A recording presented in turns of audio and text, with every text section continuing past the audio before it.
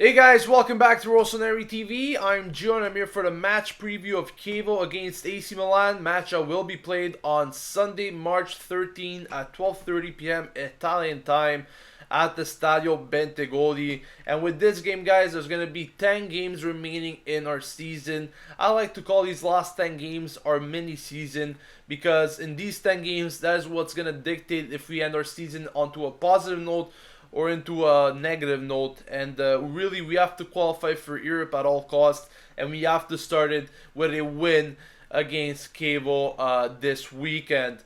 Speaking about Chievo, not the best of seasons, but also not the worst. You know, they're currently in 10th position, a pretty decent position for a team like Chievo, and honestly, they would have hoped for something better concerning the fact that they actually had a very good start to the season there, and but you know, this is a realistic position for them. I think they can't really complain with how their season has been going so far. But the first time we played them, we only managed to get a 1-0 win with a goal from Antonelli. I would have hoped for more goals in that game, but at least we got the win. This time around, we're playing away, and honestly speaking, our away form hasn't been the best. We've only been able to pick up one win in the last 5 away games.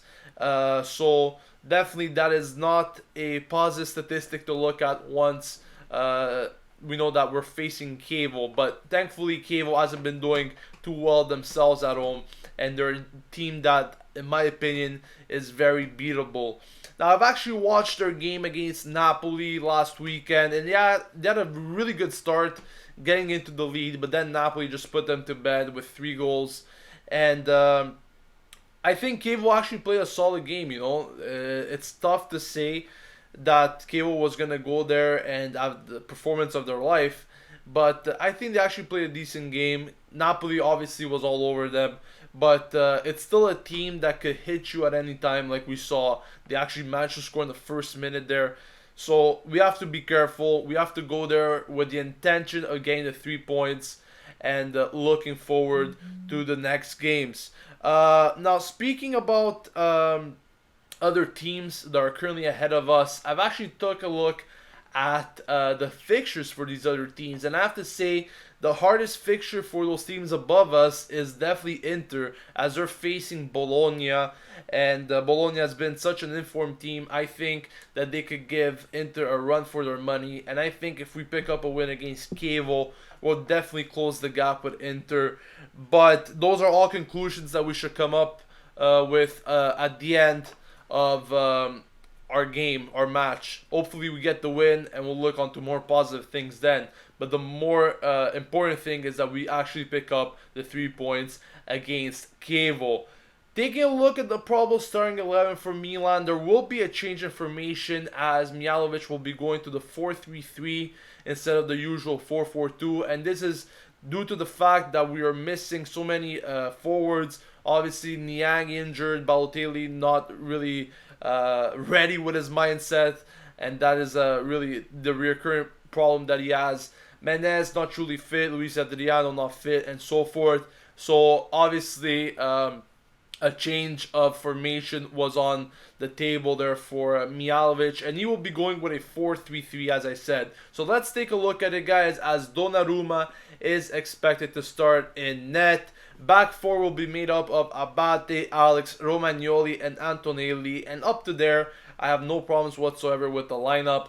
Looking at the midfield, we'll have Poli on the right, Bertolacci in the middle, and Kuchka on the left. I have no problems with Kuchka. I think he's one of our great workhorses.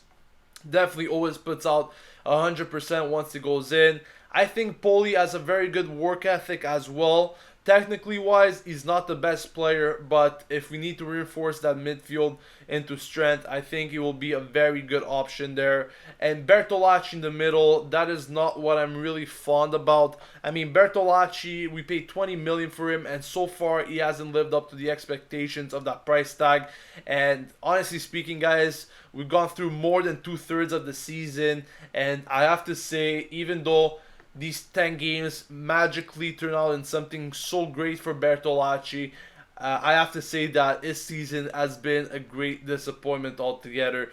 But the midfield, guys, doesn't speak great volumes for me. I think that we might find some trouble, honestly speaking, because technically wise, we're not the best. Yes, Kuchka has those random runs that he manages to get through players very quickly.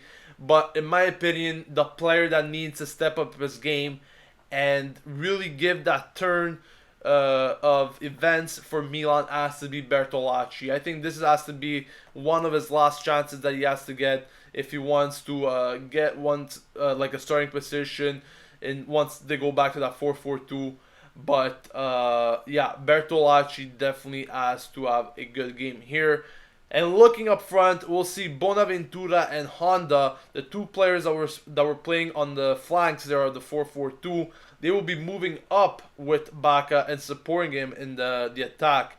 So I think that's a very good attack. I mean, Bonaventura, I'm curious to see how he's gonna play, moving more forward, more into attacking role rather than a midfield there where he was working even a bit defensively.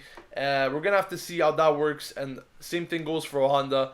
But hopefully Baca gets back to his scoring ways. He hasn't been scoring in a few games now, and we definitely need him to score to get us this win. So that is the probable starting 11, guys. Let me know in the comment section what you guys think about it. Once again, I think it's decent, not the best, but hopefully it gets the job done against Chievo.